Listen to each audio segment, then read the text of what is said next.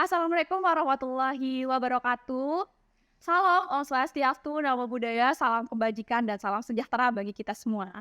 Halo teman-teman semuanya, selamat datang di podcast Pergerakan Perempuan BEM EPB Unram. Nah, di mana podcast kita pada kali ini kita akan membahas atau mengangkat isu yang sangat patut untuk kita bahas, yaitu berkaitan dengan merdeka dari kekerasan seksual. Nah, di mana saya tidak akan sendiri dong kali ini akan membahas isu tersebut, melainkan saya akan ditemani oleh narasumber kita yang sangat-sangat luar biasa. Pada malam hari ini ada Kak Surya Arafa dan juga Kak Ade Cahyani Fitri. Nah, Kak Surya Arafa ini merupakan Menteri Pergerakan Perempuan BEM EPB Unram pada tahun 2020 dan juga sekarang sebagai Kepala Bidang Perempuan PD kami Mataram 2022 dan 2023. Selamat malam Kak Arafa, gimana kabarnya nih pada malam hari ini? Malam, alhamdulillah baik. Baik, alhamdulillah. Nah, kemudian juga di sebelah kanan saya ini ada narasumber yang gak kalah kece-nya juga. Nah, di sini ada Kak Ade. Nah, beliau ini sebagai salah satu duta perempuan Universitas Mataram tahun 2021 dan tidak hanya itu juga, beliau juga sebagai penulis buku arkeologi dan juga beliau aktif dalam kegiatan-kegiatan sosial. Nah, selamat malam Ade, gimana nih kabarnya pada malam hari ini? Selamat malam dan kabarnya tentu tidak kalah lebih baik dari Fred Arafah. Oke, Kak Ade dan Kak Rafa, pada malam hari ini kita akan membahas isu yang sangat-sangat patut untuk kita bahas, yaitu terkait dengan kekerasan seksual. Nah, berkaitan dengan kekerasan seksual nih, terkait dengan kekerasan seksual yang terjadi di masyarakat, terjadi di lingkungan kampus, terjadi pada mahasiswa-mahasiswi juga. Kemudian kekerasan seksual juga ini terjadi erat kaitannya terjadi di lingkungan keluarga juga, lingkungan terdekat, dan kekerasan seksual ini juga patut untuk kita bahas, patut untuk kita usut sampai ke akar-akarnya. Karena kekerasan seksual ini merupakan kekerasan yang memang konflik yang harus kita hindari, yang harus kita atasi sedini mungkin, segera mungkin. Dan kekerasan seksual ini juga terjadi entah itu bukan di kalangan orang-orang dewasa juga, melainkan kekerasan seksual ini juga bisa terjadi pada anak-anak usia di bawah umur dan juga balita-balita khususnya. Nah, ini ada beberapa pertanyaan yang mau kita ajukan nih terkait dengan tanggapan para narasumber pada malam hari ini terkait dengan menurut para narasumber pada malam hari ini apa sih kekerasan seksual itu? Dari Kak Arafah dulu deh. Kekerasan seksual. Sebelumnya saya menyampaikan banyak terima kasih ya karena memang sudah diberikan kepercayaan untuk menyampaikan materi tentang salah satu isu keperempuanan yang kemudian hari ini sangat luar biasa, walaupun sudah ada peraturan yang kemudian mengatur, misalnya tentang Permendikbudristek nomor 30 tahun 2021 tentang pencegahan dan penanganan kekerasan seksual di lingkungan perguruan tinggi. Kemudian sudah ada peraturan juga disahkan rancangan undang-undang tindak pidana kekerasan seksual, kemudian menjadi undang-undang tindak pidana kekerasan seksual atau undang-undang TPKS yang hari ini sudah ada produk hukum itu, tapi permasalahannya belum bisa terselesaikan sampai hari ini. Jadi memang kita sama-sama sepakat bahwasannya kekerasan seksual ini merupakan sebuah kejahatan yang kemudian bertentangan dengan nilai kemanusiaan dan keadilan itu sendiri. Dan saya rasa semua manusia tentu tidak ingin menjadi korban, baik itu laki-laki, perempuan maupun anak. Dan kita sama-sama sepakat bahwasannya yang menjadi korban dari kekerasan seksual ini sendiri bukan hanya saja perempuan, tetapi laki-laki pun bisa menjadi korban, anak-anak bisa menjadi korban. Itulah kenapa kemudian kita sebagai seorang perempuan, hadirnya kita di sini, kemudian berkumpulnya kita hari ini, malam ini, saya rasa itu menjadi salah satu bentuk aktualisasi dari rasa kepedulian kita terhadap korban, kepedulian kita terhadap permasalahan-permasalahan bangsa kita hari ini, terkhusus lagi permasalahan kekerasan seksual atau pelecehan seksual itu sendiri ya. Dan saya rasa teman-teman sekalian, pelecehan seksual itu adalah sebuah kejahatan. Sama-sama kita sepakat bahwa itu adalah sebuah kejahatan yang harus kita atasi secara bersama. Namun hari ini teman-teman sekalian sudah ada peraturan itu, tapi apa yang kurang?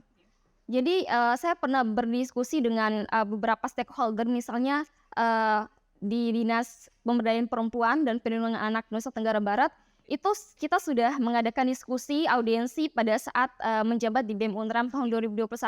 Yang menjadi kekurangan kita hari ini adalah terkait dengan kolaborasi, kesadaran dari semua pihak itu sendiri. Karena memang sebagus apapun produk hukum, sebagus apapun regulasi yang kemudian dikeluarkan pemerintah, tetapi ketika tidak ada kesadaran, tidak ada kolaborasi dari semua pihak, misalnya dari keluarga, kemudian lingkungan masyarakat, pemerintah juga, maka itu akan mustahil bisa diminimalisir kasus-kasus kekerasan seksual itu sendiri.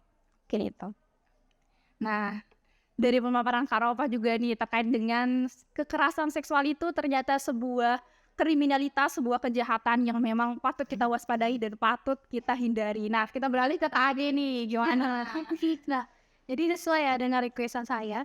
Ya nanti kalau misalnya pertanyaan itu diarahkan dulu ke Aropa itu. Jadi istilahnya tuh kalau Kak Aropa itu sudah mengetahui, sudah menguliti nih terkait dengan kekerasan perempuan dan lain sebagainya. Jadi saya enak itu main aman. Ya. Jadi jawabannya nanti, apa yang bisa dipelesetkan lagi atau apa yang bisa sekiranya memberikan pandangan baru terkait dengan definisi tadi.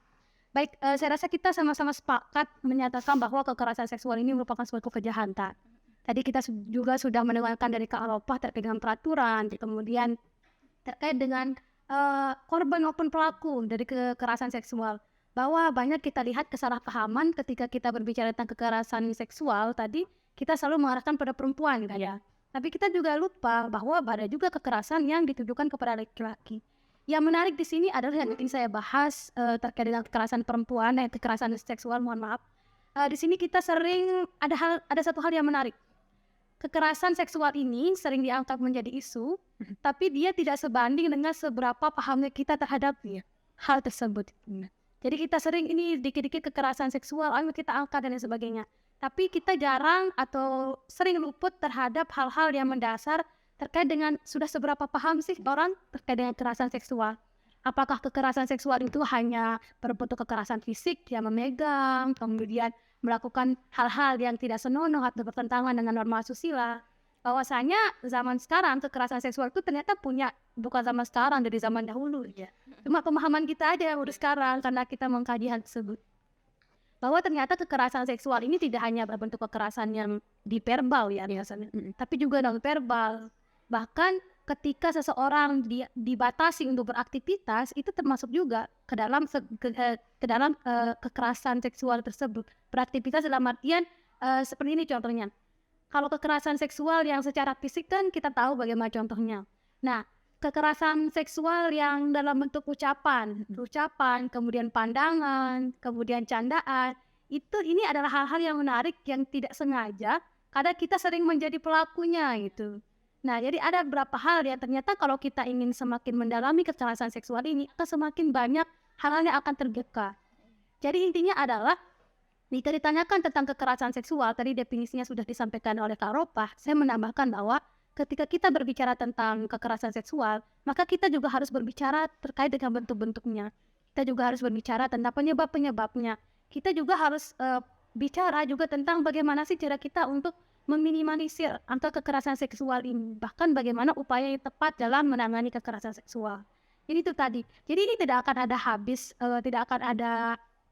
pembahasannya tidak akan pernah habis. Dan juga lucunya juga atau menariknya juga bahwa setiap orang akan memiliki konsep yang berbeda-beda untuk mengartikan kekerasan seksual. Mungkin sekarang Kak Aropah membawakan kekerasan seksual ini dengan versinya, dengan kajiannya, itu pun juga akan berbeda dengan saya. Dan itu pun juga akan berlaku terhadap semua orang-orang di luar sana.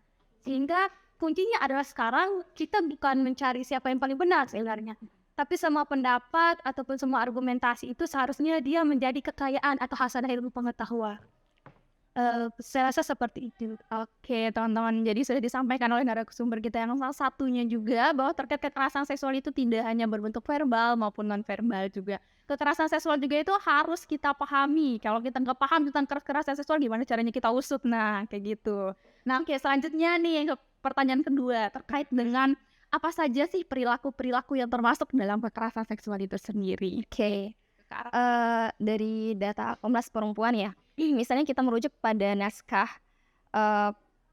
Permendikbud, kemudian dari naskah Undang-Undang TPKS itu ada 15 bentuk kekerasan seksual. Salah satunya adalah pelecehan seksual itu sendiri. Dan teman-teman sekalian, mungkin bisa saya sebutkan dulu ya. Untuk 15, teman-teman bisa searching juga. Oke, yang pertama itu ada pemerkosaan. Nah, mungkin semuanya sudah tahu ya, pemerkosaan menjadi salah satu tindak kejahatan yang sangat keji sekali ya, yang kemudian dilakukan oleh pelaku terhadap korban. Kemudian yang kedua ada intimidasi seksual. Jadi intimidasi seksualitas ini menjadi salah satu bentuk pelecehan seksual yang kemudian itu bisa bernada-nada seksualitas. Misalnya ada candaan-candaan yang bernada seksualitas, kemudian ada suitan-suitan yang kemudian itu mungkin dari korban merasa tidak nyaman, dan itu bisa menjadi bentuk kekerasan seksual. Kemudian ada pelecehan seksual yang kita bahas hari ini, ada eksploitasi seksual, ada perdagangan perempuan untuk tujuan seksual, kemudian ada prostitusi paksa, ada perbudakan seksual, ada pemaksaan perkawinan, pemaksaan kehamilan, pemaksaan aborsi, penyiksaan seksual, penghukuman tidak manusiawi dan bernuansa seksual, dan kontrol seksual.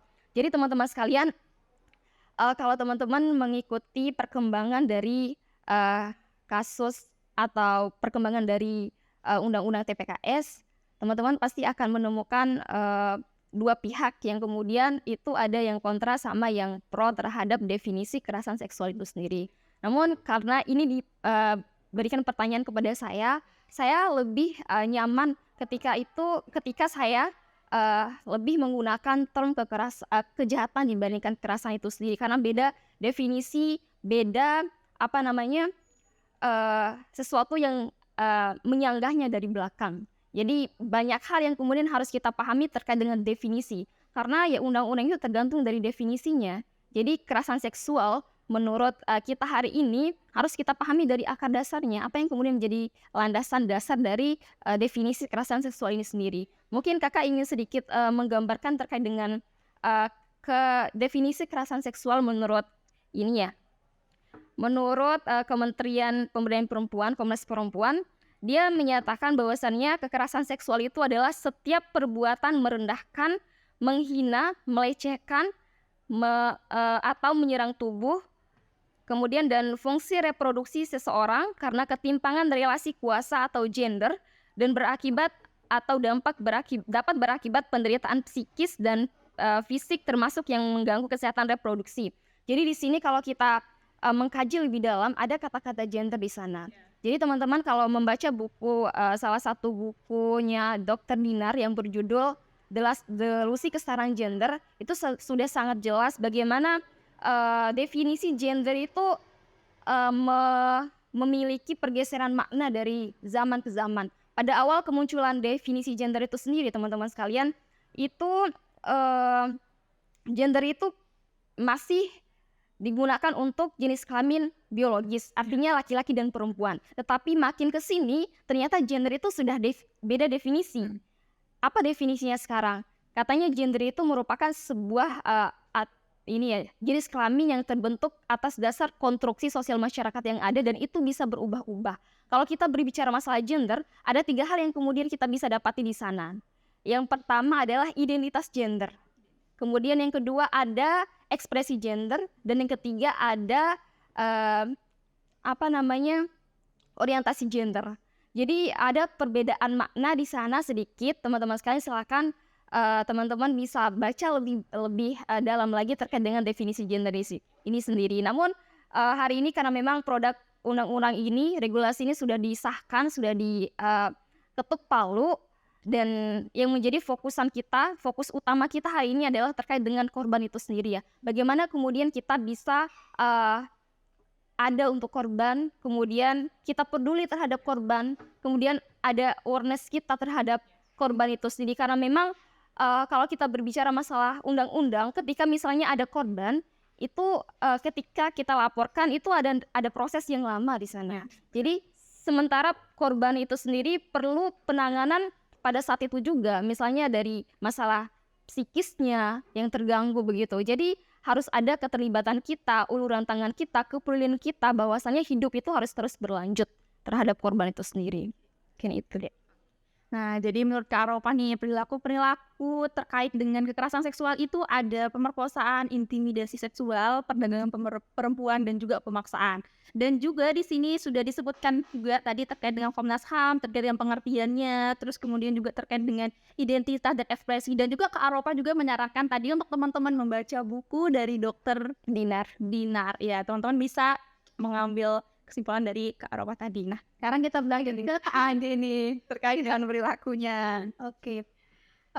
Apa lagi tadi pertanyaannya?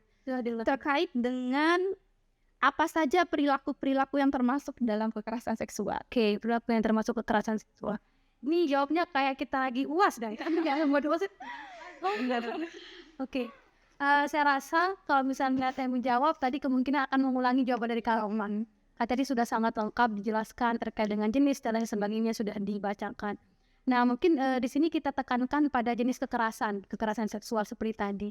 Kita sering melupakan atau mengartikan kekerasan seksual ini hal-hal yang hanya kemudian berkaitan dengan fisik, perkosaan, kemudian pelecehan secara bentuk fisik dan lain sebagainya. Banyak kita tahu, banyak kasus-kasus yang beredar di dunia kampus ataupun di dunia sekolah.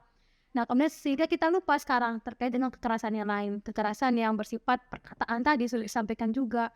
Jadi perkataan, kemudian bagaimana pandangan seorang, pandangan mata, candaan, sebenarnya ketika hal tersebut kemudian menimbulkan rasa tidak nyaman terhadap korban yang berkaitan dengan bentuk tubuhnya, yang berkaitan dengan hal-hal yang melekat pada korban tersebut, maka sebenarnya itu sudah masuk ke dalam kekerasan seksual. Nah, cuma yang menariknya atau yang perlu kita kemudian nanti dalam artian harus mencari represi atau harus mendalami lagi bahwa bagaimana sih sebenarnya indikator suatu ucapan itu dikatakan sebagai kekerasan seksual.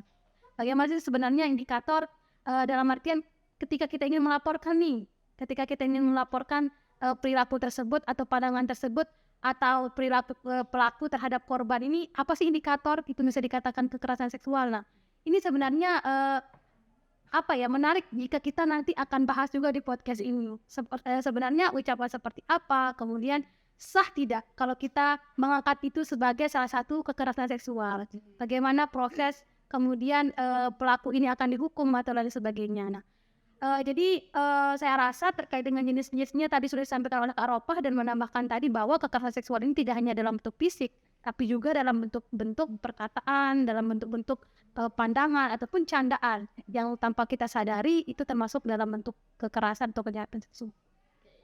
Nah, jadi menurut Kak Ade nih tadi udah penambahan dari Kak Ade juga terkait dengan jenis kekerasan seksual itu nggak hanya berbentuk fisik aja nih teman-teman, nggak hanya berbentuk sentuhan aja nih, tapi ucapan juga termasuk dalam kekerasan seksual. Jadi buat teman-teman yang suka berkata atau suka mengejek temannya, membuli temannya, hati-hati loh, nanti itu bisa termasuk dalam kekerasan seksual. Nah, jangan sampai misalnya kita tanpa sadar menjadi pelaku itu sebetulnya karena juga ada iya, benar. Jangan sampai kita sendiri nih yang mengucapkan hal tersebut loh teman-teman. Awas nanti kena undang-undangnya, kena peraturan-peraturannya gitu. Nah, oke, terkait terus yang ketiga nih.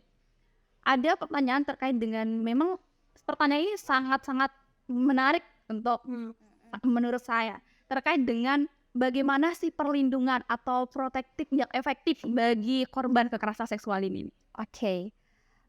Mungkin ini ya, hal pertama yang kemudian harus kita tanamkan dalam diri kita pribadi itu adalah bahwa orang yang pertama yang bisa melindungi kita dari kekerasan seksual itu adalah diri kita sendiri.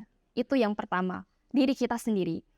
Di tatanan misalnya kenegaraan kita sudah ada kan, seperti yang saya sampaikan tadi, sudah ada peraturan, sudah ada regulasi disahkan pada tahun 2021 kemarin, Undang-Undang TPKS, yang dulu mungkin korban itu tidak berani untuk melapor, tidak bisa speak up karena memang ada beberapa kendala. Yang pertama, regulasi belum jelas untuk melindungi mereka. Kemudian tekanan dari masyarakat. Kemudian yang masih banyak saya rasa masyarakat yang kemudian menganggap hal ini tabu untuk dibicarakan ya. Padahal itu adalah sebuah kejahatan yang harus dilaporkan.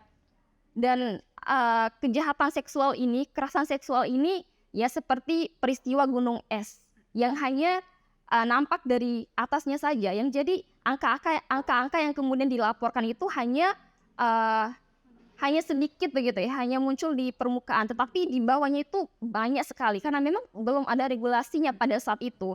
Namun hari ini negara itu sudah memberikan regulasi, sudah membuat regulasi, tinggal kita hari ini bagaimana kemudian kita bisa speak up, berani untuk bicara bahwasannya saya menjadi korban dan negara harus andil, sudah ada peraturan yang mengatur itu semua. Dan jadi mungkin lebih ke keberanian kita, kemudian bagaimana cara kita mendukung teman kita yang menjadi korban untuk berani speak up, untuk berani lapor. Nah, jadi teman-teman, terkait dengan perlindungan yang efektif bagi korban kekerasan seksual itu adalah berasal dari diri kita sendiri tuh. Bagaimana cara diri kita itu melindungi, terus bagaimana cara kita untuk mengetahui value kita juga tentunya. Terus di sini juga jangan khawatir teman-teman kalau teman-teman itu termasuk dalam korban kekerasan seksual, jangan bungkam, tapi harus berani speak up. Iya. Karena kita bakalan berada di sisi teman-teman semua juga gitu. Nah, dari Kak Ade nih ya. Oke. Terkait dengan bagaimana sih upaya yang efektif untuk menangani atau bagaimana sekiranya untuk kita meminimalisir kasus dari pelecehan seksual. Kalau kita berbicara tentang upaya menangani, maka saya sepakat dengan apa yang disampaikan oleh Kak Ropah bahwa segala sesuatu atau apapun itu akan memang selalu berasal dari diri kita sendiri. Nah, kalau kita memandang sekarang upaya secara keseluruhan, maka kita juga harus mengupas tuntas sampai akar-akarnya. Sehingga yang harus kita pikirkan adalah kalau kita membahas upaya, sudah disampaikan ya dulu, kalau tidak salah di mata pelajaran sosiologi waktu saya SMA, saya masih ingat bahwa segala upaya untuk mengatasi permasalahan sosial atau permasalahan-permasalahan ini harus melihat dari tindakan-tindakan preventif dan juga represifnya. Bagaimana tindakan sebelum terjadinya kejahatan tersebut sampai dengan upaya-upaya setelah terjadinya kejahatan tersebut. Bahkan juga jika kita ingin membahas lebih luas lagi upaya-upaya ini, maka kita perlu melihat lagi faktor-faktor yang menyebabkan terjadinya kejahatan tersebut, baik secara internal ataupun eksternal. Nah, dalam kasus kekerasan seksual ini, dalam kasus permasalahan yang kita lihat sekarang, jika kita ingin mengkaji terkait dengan upaya-upaya preventifnya, tentunya di sini yang paling penting adalah bagaimana kemudian pengetahuan atau edukasi tentang hal ini yang penting. Makanya tadi kenapa sih kasus kekerasan seksual ini, kenapa dia menjadi gunung es, kemudian kenapa tidak banyak orang yang berani melapor, karena kita tidak tahu ya. Bahkan mungkin sebagian dari kita, karena kita tinggal di desa ataupun maupun kita tinggal di kota, kita tidak tahu bahwa perilaku tersebut adalah perilaku yang merupakan pelecehan seksual. Ketika kita tidak sengaja dipegang sama teman-teman, bahkan anak-anak SD itu ya, sekarang dari SD SMP, coba kita flashback gitu di masa lalu. Gimana sih kita main dulu pas SD atau SMP? Ya saya masih kepikiran segimana jahilnya teman-teman saya dulu yang rela-rela gitu ya, ini nggak menyebutkan oknumnya ya, ya rela untuk tidur di bawah meja si teman-temannya cewek hanya dengan tujuan untuk melihat. Dan itu saya rasa kasus itu tidak hanya terjadi di SD di desa gitu. Maksudnya sekarang kita lihat kita tidak bisa mengatasi hal tersebut karena kita tidak menyiapkan upaya-upaya preventifnya. Sehingga upaya preventif yang bisa kita lakukan adalah dengan meningkatkan edukasi tadi. Edukasi pun tidak hanya kemudian sebatas pada bagaimana pemerintah menyiapkan regulasi, tapi harus bisa disosialisasikan. Mulai dari tingkatan pertama di keluarga dulu. Ini keluarga ini kalau kita mau survei ya, gitu. Kalau kita mau, walaupun ini kita masih melihat secara umumnya, bahkan berapa banyak sih keluarga yang paham tentang kekerasan seksual? Berapa banyak sih kemudian orang tua yang paham ini termasuk kekerasan nggak sih kepada anaknya gitu? Bahkan mungkin banyak juga oknum orang tua yang tidak sengaja melakukan kekerasan tersebut ketika membahas sekedar fisik si anak, kemudian ketika membuat anak ini merasa tidak nyaman dan lain sebagainya. Nah, ide edukasi atau upaya preventif ini sangat tepat, yang bentuknya itu adalah sosialisasinya harus menyeluruh ke semua tahapan. Ke primernya dalam hal ini adalah keluarga, kemudian ke sekolah, bahkan lingkungan masyarakat. Dan untuk bisa mewujudkan hal ini, itu tadi dibutuhkan kolaborasi, sinergi. Gak bisa pemerintah yang hanya akan berperan di sana. Gak bisa juga misalnya sekarang kita mahasiswa nih, kemudian ngomong di masyarakat pasti akan bilang, apalagi misalnya desa-desanya masih pedalaman atau apa, kamu nggak bisa ngajarin saya gitu, atau nggak bisa untuk mengubah tatanan yang ada di sini. Itu kembali ke ketabuhan kita terhadap informasi tersebut. Kemudian setelah setelah upaya preventif, sekarang represif ini juga yang bisa menjadi masalah. Sudah sejauh mana atau sudah seberapa besar hukuman ini memberikan efek jera kepada pelaku? Kita lihat kasus-kasus kemarin, waktu kasusnya ada pelecehan seksual itu booming. Tapi kemudian bagaimana penyelesaiannya? Gitu. Apakah itu sudah dikupas tuntas? Apakah sudah diberikan jeratan hukum yang benar-benar bisa untuk membasmi kejahatan tersebut? Jadi dan satu hal juga yang kita liput terkait dengan upaya represif ini atau upaya setelah terjadi kejahatan ini, karena kita fokus terhadap pelaku tapi kita lupa terhadap korban. Ini yang kasihan sebenarnya. Jadi kita selalu mengatakan bahwa upaya setelah terjadinya kejahatan seksual atau kekerasan seksual ini, pelakunya nih harus dihukum dan lain sebagainya. Kita lupa nih bahwa ada mental yang harus dikembalikan itu. Ada kepercayaan diri dari korban yang harus kemudian kita bangkitkan kembali. Nah, saya rasa itu yang masih perlu untuk ditingkatkan sekarang agar perempuan yang sudah menjadi korban ini, karena ya namanya menjadi korban ya, itu lama sekali untuk mengembalikan kepercayaan dirian.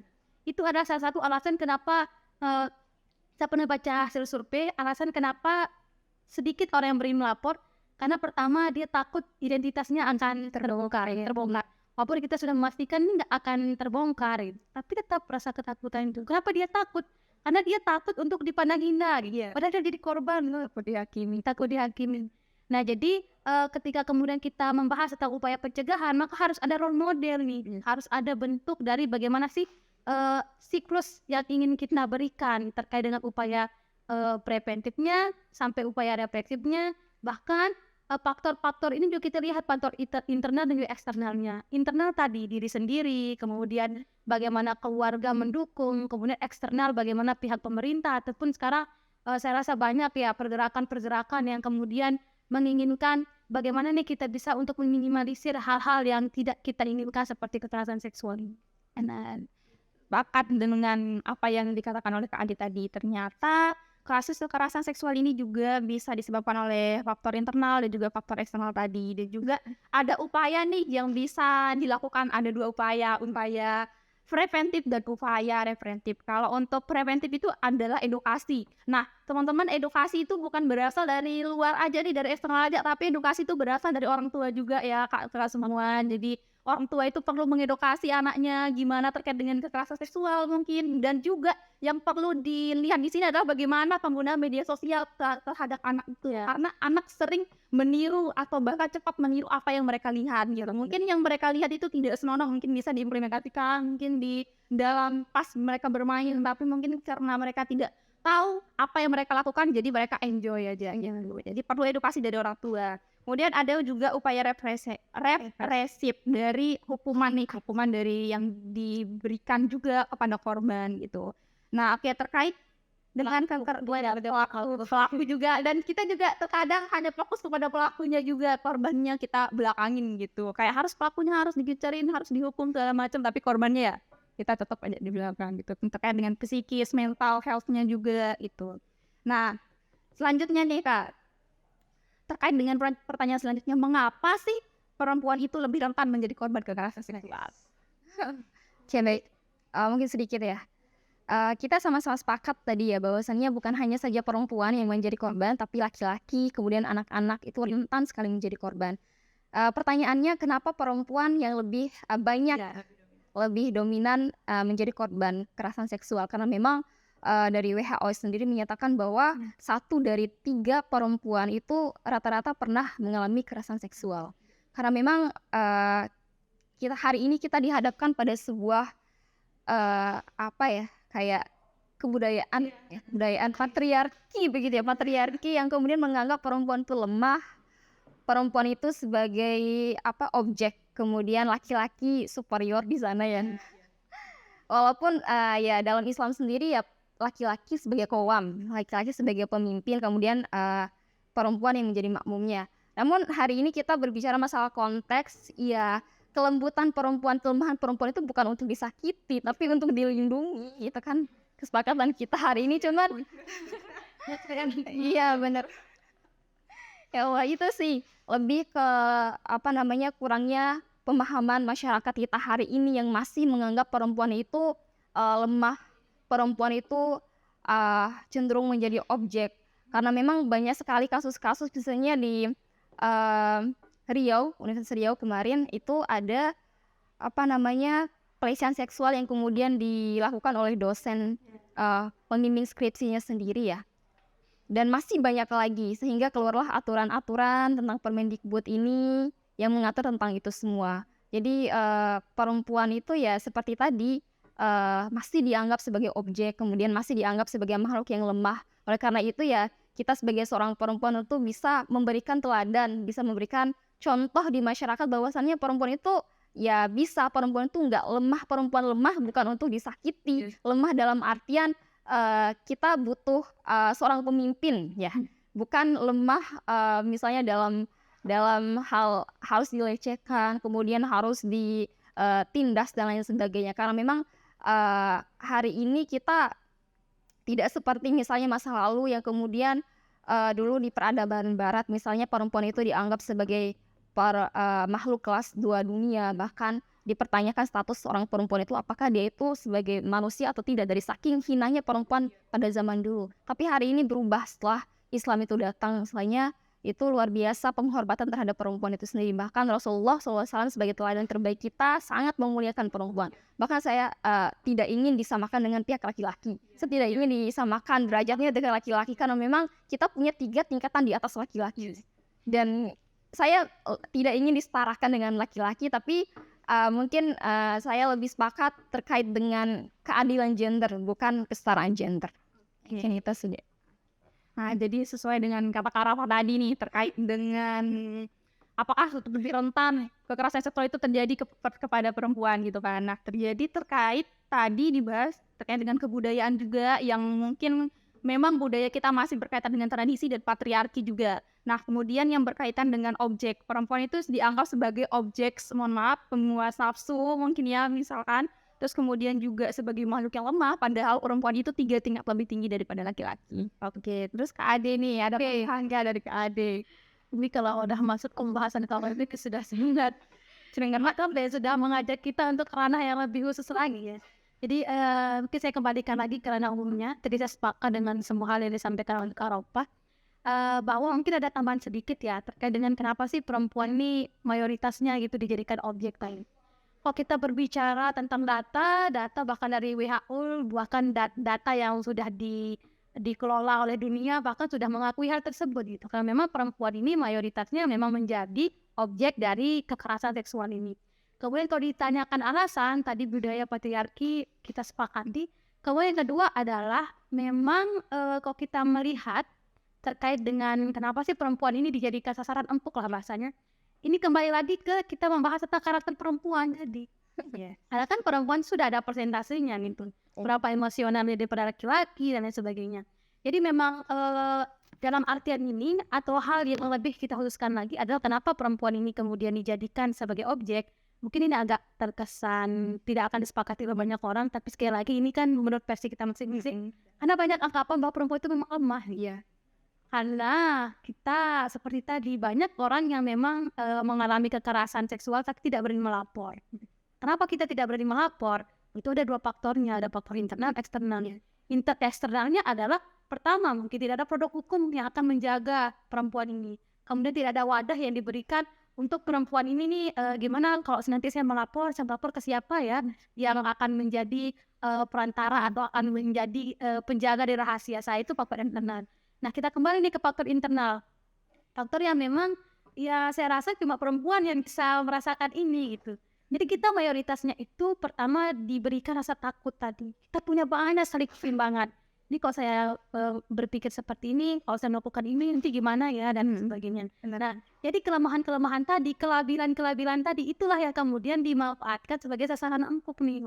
Karena mereka nih takut, karena mereka lemah ya udah gitu, repet ya kayak bahasanya. Kemudian yang kedua adalah yang bisa kita lihat kenapa kemudian perempuan ini dijadikan sasaran atau mayoritasnya, karena tidak ada role model orang yang berani terang-terangan mengatakan saya adalah korban dan saya berani melapor. Itu kan jarang kita lihat ada orang-orang yang berani kemudian memperlihatkan ke perempuan yang lainnya. Jadi kalau bisa kita katakan bahwa ada kekurangan figur di sana.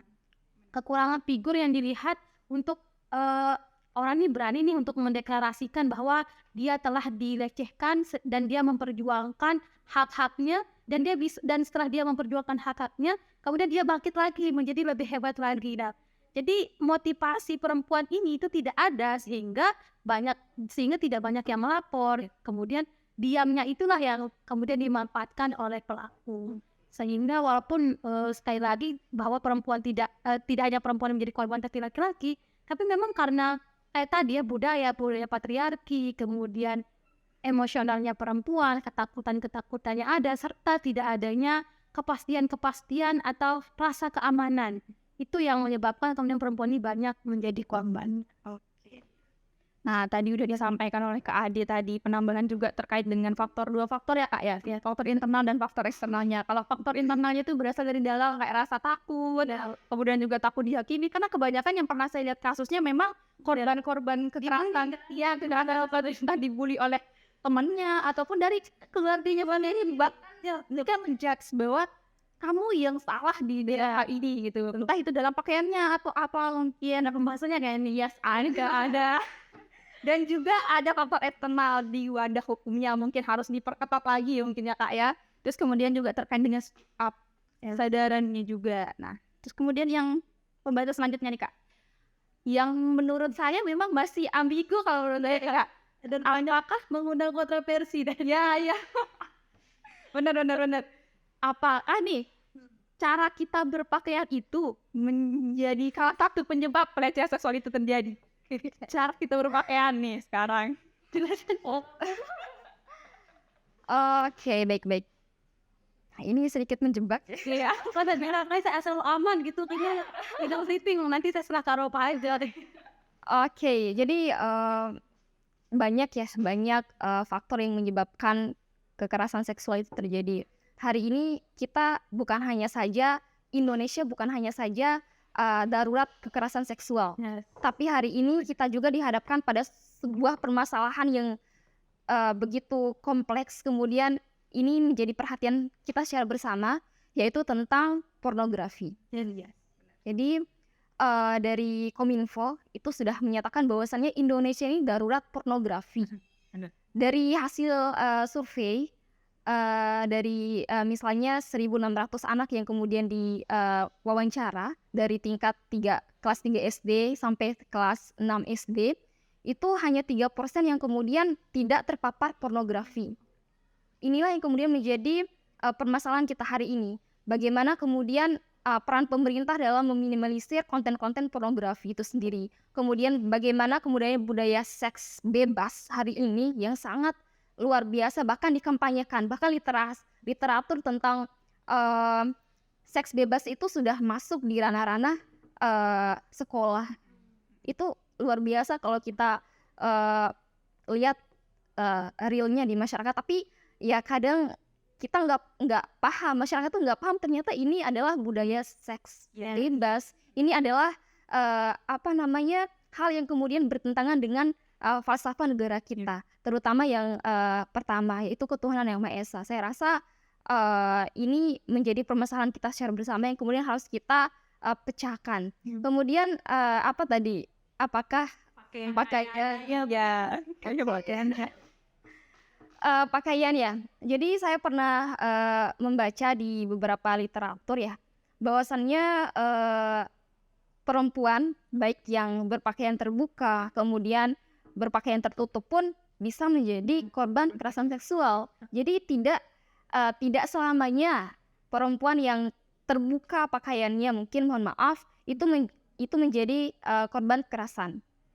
Kita yang menutup pun berpotensi menjadi korban begitu. Semuanya berpotensi menjadi korban. Teman-teman yang ada di sini pun berpotensi gitu ya. Jadi ini benar-benar pure dari pemahaman dari pelaku itu sendiri. Kita lihat bagaimana kemudian orang-orang yang menjadi pelaku itu adalah orang-orang terdekat, kemudian orang-orang yang mungkin mohon maaf dosen sendiri yang melakukan kekerasan seksual terhadap mahasiswanya. Jadi teman-teman, pemahaman kemudian itu tidak selamanya orang-orang yang kemudian menyandang status sebagai dosen, kemudian yang punya pemahaman yang tinggi itu bisa menjadi pelaku dari kekerasan seksual itu sendiri. Jadi semua orang tuh bisa menjadi korban, tidak terlepas dari cara berpakaian. Namun ya kembali lagi bahwasannya kalau kita paham bahwasannya perempuan itu khususnya muslimah adalah orang-orang yang kemudian sangat diistimewakan, kemudian kita sangat berharga begitu. Kalau memang kita paham itu, ya kita akan bisa menjaga diri kita ya. Walaupun tidak selamanya korban itu teman-teman yang pakaian terbuka, namun kita pun bisa menjadi korban. Tapi alangkah baiknya kalau misalnya kita melindungi diri kita pribadi sendiri ya, untuk bisa sedikit mempersempit peluang itu terjadi. Oke, dari Kak Rafa sudah disampaikan. Nah, lanjut nih ke Nadia langsung. Kena juga ya. Oke, Baik. langsung jawab atau diulang lagi? Yang banyak diulang atau langsung jawab? Dapat nasional. Oke, terkait dengan apakah korban yang kemudian apakah nih korban dari kekerasan seksual ini tergantung kepada gaya pakaian dan sebagainya. Ini menarik untuk dibahas dan perlu untuk kita disclaimer sebelum kita menjawab bahwa sekali lagi setiap orang ini memiliki pendapat atau pandangan yang berbeda-beda. Kemudian dan saya rasa perbedaan itu nggak ada masalah sebenarnya. Justru perbedaan itu akan menambah kekayaan dari pengetahuan kita. Yang menjadi masalah adalah ketika perbedaan itu dijadikan sebagai hal-hal untuk menyerang beberapa orang gitu. Nah, jadi sekali lagi mari kita jadikan perbedaan argumentasi dan lain sebagainya ini sebagai bentuk dari kekayaan pola pikir yang ada. Gitu. Baik, untuk menjawabnya saya pernah nonton video ya, kalau teman-teman Nice Daily kok nggak salah namanya. Nice Daily. Jadi di sana pernah diangkat bahwa kasusnya sama pertanyaan ini, apakah gaya pakaian itu kemudian menentukan tingkat kekerasan seksual dan sebagainya. Nyatanya diberikan analogi nih kayak gini nih. Kalau misalnya gaya pakaian itu dijadikan sebagai indikator, coba kita lihat deh berapa banyak sih bule-bule yang kemudian telanjang di pantai, kemudian mereka itu udah benar-benar terbuka gitu. Nah, jadi kalau misalnya kita jadikan itu sebagai suatu indikator, maka sepertinya kita harus melihat analogi-analogi yang lain. Jadi ketika diberikan analogi tadi bahwa kalau misalnya gaya pakaian yang menjadi alasan itu, terus gimana nih orang-orang banyak yang telanjang di dekat pantai dan lain sebagainya. Tapi ternyata dari analogi tersebut kita akhirnya melihat bahwa itu tidak berkaitan atau memang berpengaruh, tapi kemudian tidak sebesar pengaruh dari pelaku ini sendiri gitu. Jadi kalau pelakunya ini memang sudah kelainan, kalau memang sudah ada, memang sudah apa bahasanya seperti kata Kak Aropah tadi, pelaku ini kemudian kalau memang sudah di dalam hatinya atau di dalam rencananya mau melakukan pelecehan seksual, mereka akan mencari mangsa-mangsa gitu. Dan mangsa-mangsanya ini tidak hanya pakaian yang terbuka, jadi pakaian tertutup pun akan selalu berpotensi untuk menjadi korban atau menjadi calon korban. Tapi pertanyaannya sekarang adalah, tapi kebanyakan yang kita lihat memang hal itu yang terjadi gitu. Enggak, dalam artian pernah nggak dengar bahwa kejahatan itu dia nggak terjadi karena keinginan kadang, tapi kan bisa kesempatan, karena ada kesempatan, kemudian dan ada peluang, sehingga kesempatan tadi atau peluang terjadinya pelecehan seksual atau kekerasan seksual tadilah yang coba kita untuk minimalisir, yang coba untuk kita gimana nih untuk melindungi diri kita, dan cara berpakaian adalah salah satu dari banyaknya cara. Jadi kadang ada orang juga yang berpakaian tertutup, itu mungkin juga salah satu cara mereka gitu. Atau mungkin ada juga orang yang berpakaian terbuka, dan mungkin mereka juga punya cara lain untuk menangani atau untuk mencegah terjadinya kekerasan seksual. Mungkin dengan melatih bela diri, kemudian dengan tidak mengunjungi tempat-tempat yang kemudian berpotensi untuk di sana terjadi pelecehan kekerasan seksual.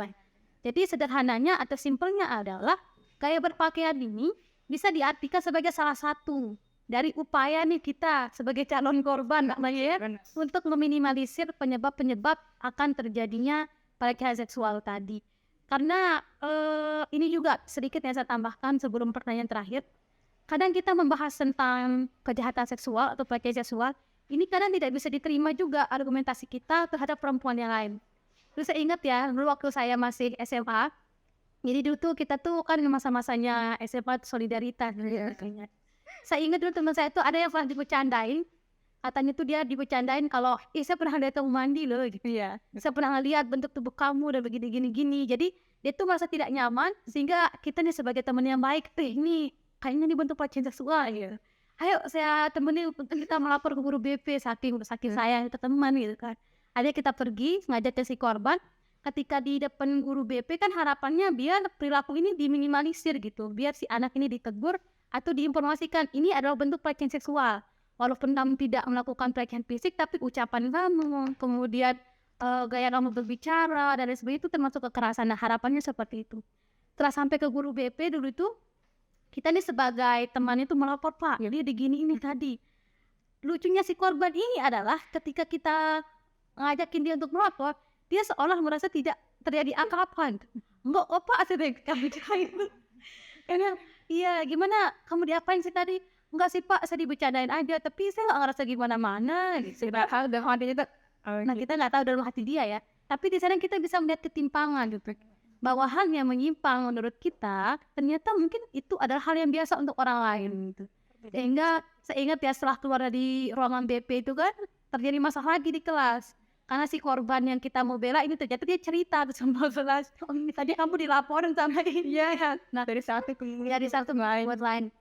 Itu adalah salah satu contoh kecil bahwa sebenarnya ketika kita berbicara tentang semua hal yang kita bawa malam hari ini, mungkin tidak semua orang akan merasakan hal yang sama, tapi kita berbicara secara keseluruhan. Secara kita berbicara tentang ketika saya pun yakin bahwa orang-orang yang akan membuka podcast ini ada orang-orang yang kemudian ingin untuk melindungi dirinya gitu. Jadi segala perilaku yang kemudian kita rasa ini nih misalnya dipegang, dilecehkan. Kadang ya hal yang kita anggap itu adalah pelecehan seksual mungkin untuk seorang ini enggak ya. Kok senang-senang aja tuh sama yang saya itu biasa aja ya. Sehingga tadi edukasi itu harus tetap untuk kita pahami, sebenarnya bukan untuk membatasi, tapi untuk nanti ini kalau sudah terjadi ini kita tahu mau seperti apa dan sebagainya. Jadi balik ke laptop dan terkait dengan ya. Oke. Nah, jadi teman-teman terkait dengan pola pakaian dan gaya berpakaian itu tuh bukan kayak mau kita berpakaian terbuka atau maupun pakaian tertutup masih kena nih dengan kekerasan kasus kekerasan seksual ini. Dan itu kembali juga kepada si pelaku sebenarnya, bagaimana sih cara pelaku itu dalam menyikapi gimana nafsunya mungkin ya, hasratnya mungkin kalau dia melihat seseorang gitu. Dan nambah lagi kayak pakaian tadi itu salah satu dari upaya dan pilihan orang untuk menjaga dirinya.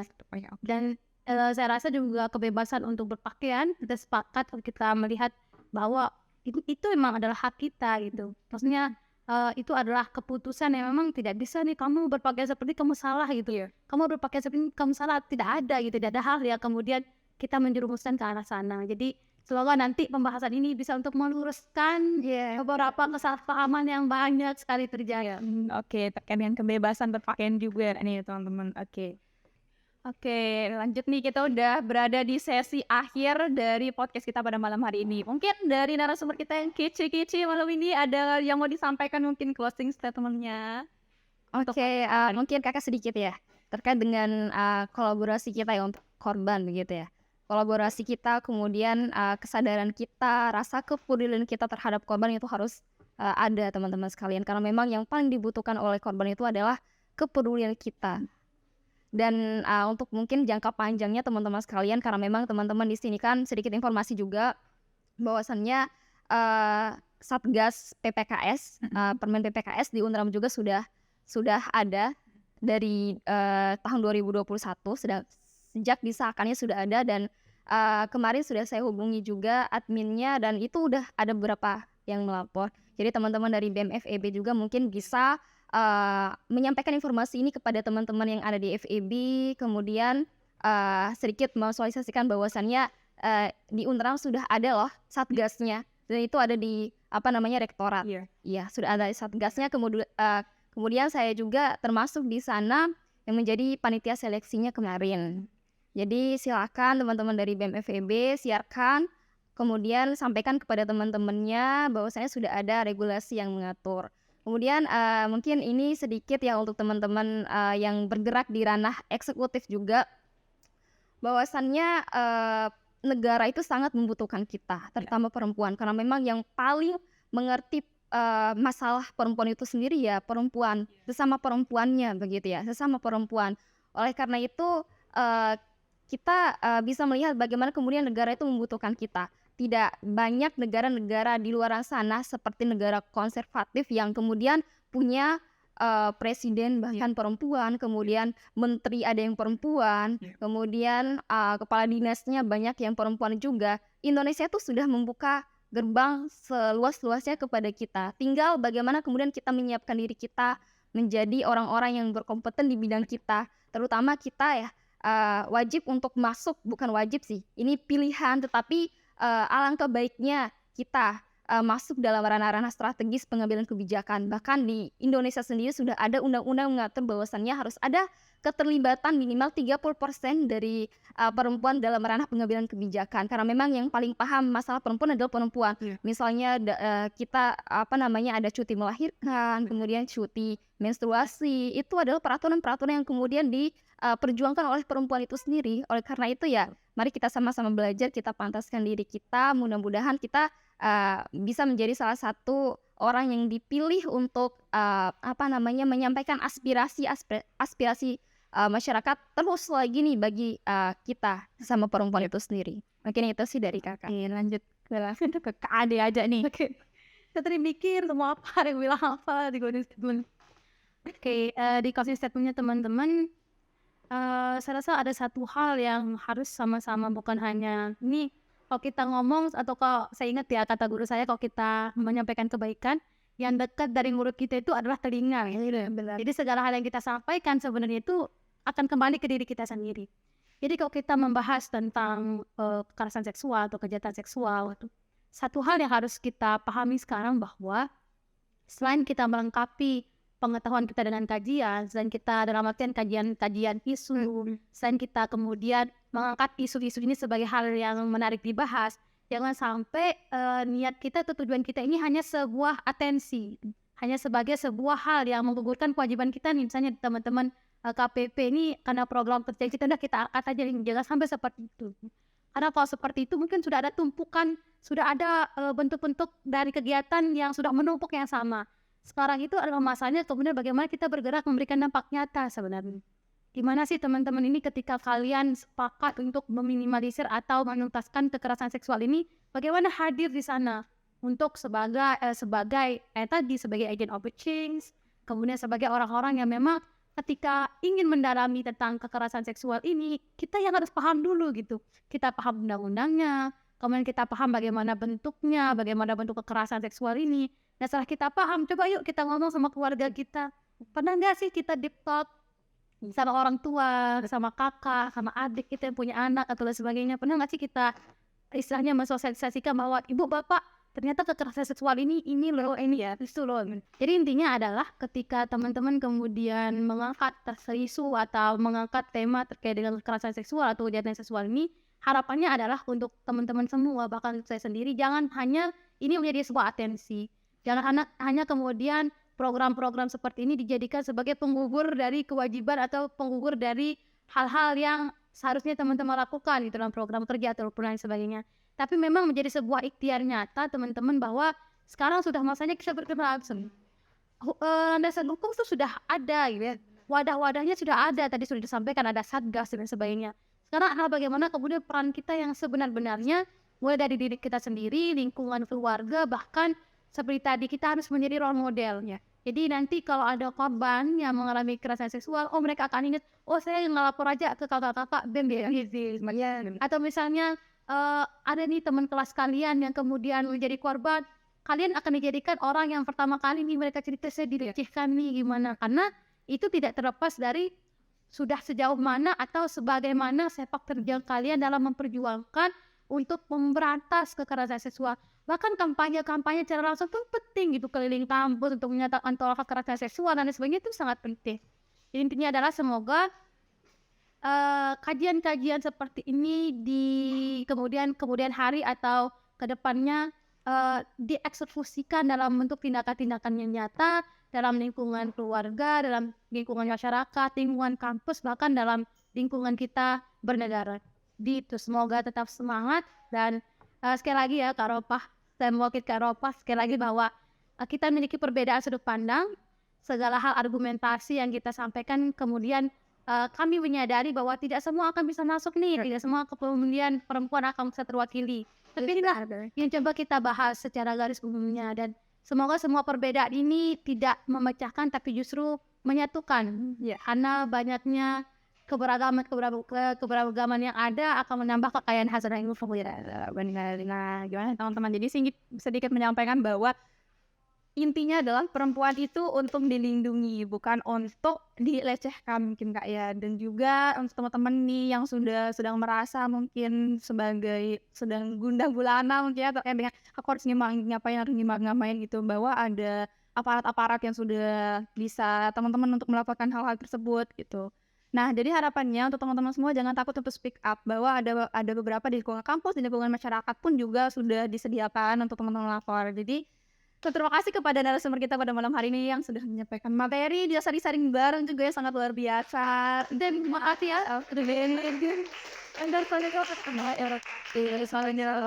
Warahmatullahi wabarakatuh.